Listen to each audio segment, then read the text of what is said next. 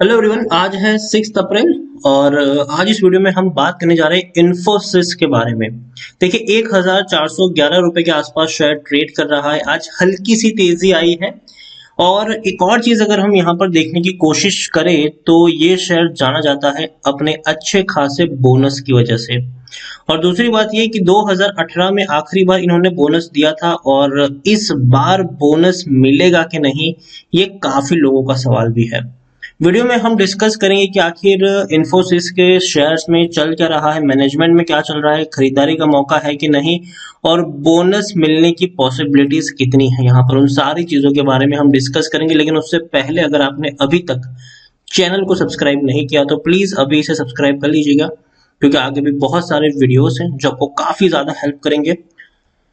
तो चलिए शुरुआत करते हैं इन्फोसिस के से। तो भैया प्राइस की अगर हम बात करें तो 1411 रुपए का शेयर है और एक महीने में देखें तो पिछले एक महीने में 7% का ग्रोथ है।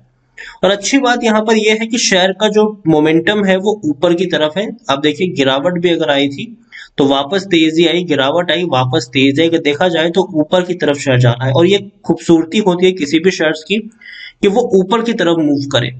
पिछले एक साल में अगर हम देखें तो पिछले एक साल में आप देखिए बहुत ही बढ़िया परफॉर्मेंस है। 140% से भी ज्यादा का ग्रोथ है।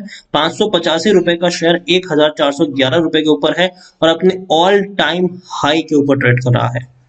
जिन्होंने भी पैसा लगाया था इन्फोसिस में उनको अपना पैसा डबल ट्रिपल होता हुआ नजर आया है।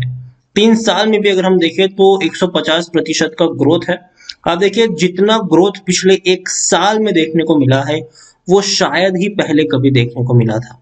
ठीक है, 2018 की अगर हम बात करने जाए, 2019-20 की बात करें, 2000 अगर मैं पिछले 10 साल अगर आपको पीछे लेके चलूं तो आप देखिए यहाँ पर जो सिचुएशन है वो यही कहती है कि तेजी है। और देखिए जो तेजी पिछले 9 साल में नहीं आई थी उससे ज्यादा पिछले एक साल में आ चुकी है। तो ये एक इंडिकेटर है कि कंपनी एक ब्रेकआउट की तरफ है, कंपनी और पॉजिटिव स्ट्रेंथ की तरफ आगे बढ़ रहा है, ऑल टाइम हाइस के ऊपर ट्रेड कर रहा है। लेकिन फिर भी यहाँ पर कोई भी आपको नहीं कहेगा आप इसको बेच दो, बल्कि लोगों की यही सलाह होगी कि इसमें खरीदारी करो, खरीदारी करो, खरीदारी करो। लार्ज कैप शेयर है ये। आप देखिए 6 लाख करोड़ से भी ज्यादा का मार्केट कैप है और ये बहुत अच्छी बात है कि इन्होंने 6 लाख करोड़ का मार्केट कैप टच कर लिया है। यहाँ पर आप देखिए एनएससी में देखा जाए तो 58 लाख के आसपास का वॉल्यूम ट्रेड है। तो ये भी एक बड़ी खबर है यहाँ पर कि भैया मार्केट कैप 6 लाख करोड़ का क्रॉस किया है। अगर हम देखा जाए तो 6 ट्रिलियन रुपीस का मार्केट कैप इन्होंने टच किया है। तो ये भी एक बड़ी खबर है कि भैया इतना बड़ा मार्केट कैप रखने वाली कंपनी ये बन चुकी है। और यहाँ पर आप देखेंगे शेयर होल्डिंग की बात तो 12.95% की होल्डिंग प्रमोटर के पास है और यहाँ पर 31.31% की holding FIIs, 14.23 mutual fund, 10.44 insurance companies. तो बहुत सारी जो होल्डिंग है वो इन्हीं के अंदर बटी हुई है। और आप देखिए यहाँ पर हाईएस्ट पब्लिक शेयर होल्डर में एक बड़ा बैंक है जिनके पास 17.31% की होल्डिंग है। डस्टर्ड बैंक जो अमेरिका की बैंक है और इनकी इतनी बड़ी होल्डिंग यहाँ पर है और इंडिविजुअल इन्वेस्टर होल्डिंग पे 9.64% के आसपास देखने को मिल रहा है। तो फंडामेंटली स्ट्रांग है। 240% का डिविडेंड पे किया था इन्होंने पिछले साल अक्टूबर महीने में। पर शेयर आपको 12 रुपए का डिविडेंड दिया था, पर शेयर 12 रुपए का डिविडेंड, वो भी अक्टूबर महीने में पिछले साल। वो भी तब जब शेयर, अगर हम बात करने जाए अक्टूबर महीने की बात करें तो तब ये शेयर 1000 रुपए से भी कम प्राइस पर ट्रेड कर रहा था। तब इन्होंने 12 रुपए का जो डिविडेंड था वो पे किया था। अब शेयर काफी ऊपर निकल चुका है। लेकिन अब हम बात करते हैं बोनस की, लेकिन उससे पहले टेक्निकल रेटिंग देखें तो अभी भी शानदार है, तेजी के संकेत है। यहाँ से और ऊपर जाने का दमखम है इस शेयर में। According to Moneycontrol user 71% लोग खरीदने की सलाह दे रहे हैं, 12% लोग होल्ड करने की और 17% लोग बेचने की सलाह यहाँ पर आपको दे रहे हैं। बहुत जल्दी बहुत बड़ी अनाउंसमेंट यहाँ पर हो सकती है। आप देखिए बड़े ब्रोकरेज हाउसेस की मैं बात करूं तो भैया हर कोई खरीदारी की सलाह दे रहा है और सबके टारगेट 1600 रुपए से ऊपर है या फिर 1600 रुपए के आसपास है। तो बहुत ही बढ़िया चीज है। कोई भी नहीं कहता है कि बेचो, हर कोई कहता है खरीदो, खरीदो, खरीदो। और यहाँ पर देखिए बहुत सारे टारगेट्स ऐसे भी थे जो जनवरी महीने के टारगेट थे, मतलब जनवरी महीने में अगर हम देखें तो शेयर तब आप देखिए 1200 रुपए के करीब ट्रेड कर रहा था। तेजी बनी थी, गिरावट भी आई थी, तेजी आई गिरावट आई, लेकिन तेजी आई यहाँ पर, मतलब शेयर ऊपर की तरफ ही गया है, नीचे की तरफ ये नहीं आया है। यहाँ पर इनकी जो बोर्ड मीटिंग है वो 14 अप्रैल को होने वाली है, जब रिजल्ट्स डिक्लेयर होंगे इनके और डिविडेंड भी अनाउंस होने वाला है। तो डिविडेंड की अगर हम बात करने जाए तो भैया डिविडेंड की हिस्ट्री बहुत ही शानदार है। आप देखिए यहाँ पर साल में 2-3 बार डिविडेंड पे करता है ये शेयर। 2020 में पेंडेमिक का टाइम था, लेकिन फिर भी आप देखिए पहली बार 190% का डिविडेंड पे किया, उसके बाद 240% का। लेकिन 2019 में इन्होंने डिविडेंड आप देखिए 3 बार पे किया था, एक जनवरी में पे किया था, एक जून में पे किया था और एक अक्टूबर में पे किया था। तो ये एक खूबसूरती है शेयर की कि डिविडेंड बहुत अच्छा पे करता है। और बोनस की अगर मैं बात करूं तो बोनस इन्होंने आप देखिए 2014 में बोनस दिया था, 2015 में बोनस दिया था और 2018 में इन्होंने बोनस दिया था। इस बार बोनस देने की जो प्रोबेबिलिटी है वो ज्यादा इसीलिए है क्योंकि शेयर ऑलरेडी अपने ऑल टाइम हाईज के ऊपर ट्रेड कर रहा है और 2018 से लेकर अब तक का अगर हम देखने की कोशिश करें तो शेयर में बहुत बड़ा उछाल भी आया है।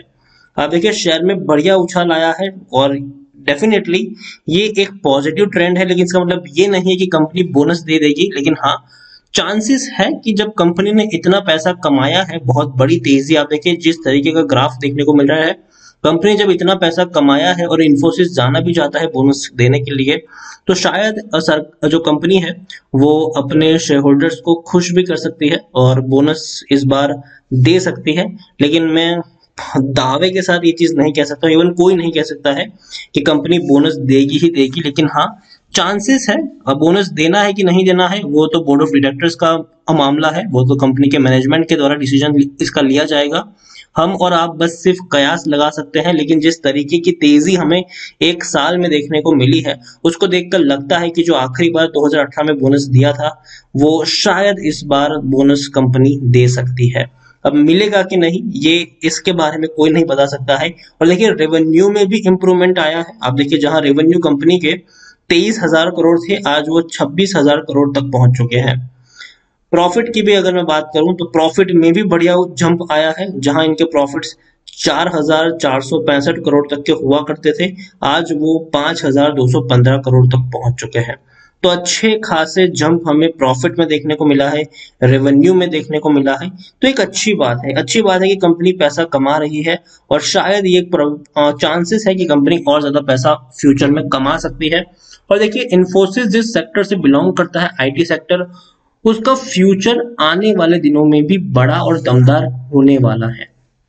क्योंकि देखिए टेक्नोलॉजी जो है वो समय के साथ इवॉल्व होगी, समय के साथ और बेहतर बनेगी और जो कंपनियां इस सेक्टर में बड़ी है, दमदार है, वो आने वाले समय में और बड़ी और दमदार बनने वाली है।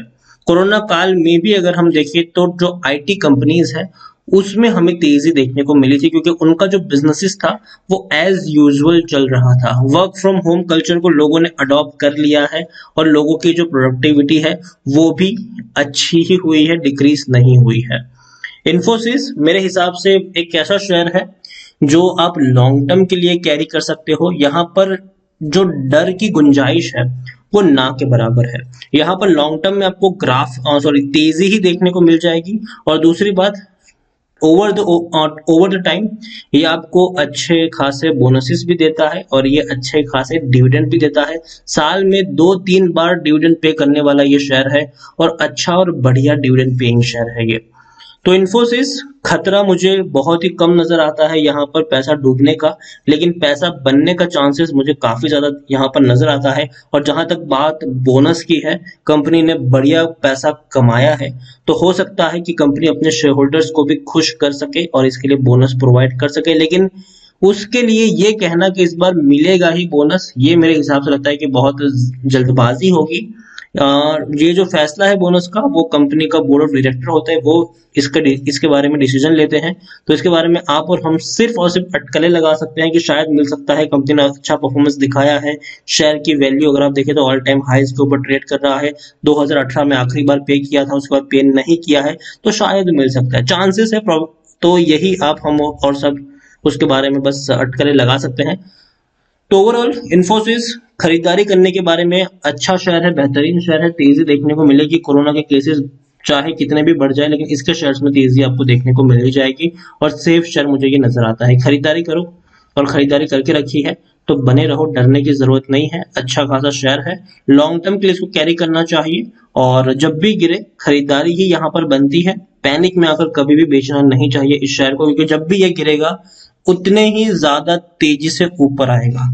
और देखिए जब भी गिरेगा उससे ज्यादा बाउंस के साथ ये ऊपर आएगा, तो बने रहिए। वीडियो को यहीं पे एंड करूंगा। पसंद आया हो तो लाइक करो, शेयर करो। चैनल पर अगर आप पहली बार आए हैं तो प्लीज सब्सक्राइब करें और इन्फोसिस के बारे में आप क्या सोचते हैं वो भी आप मुझे कमेंट में लिखकर बता सकते हैं। Thank you.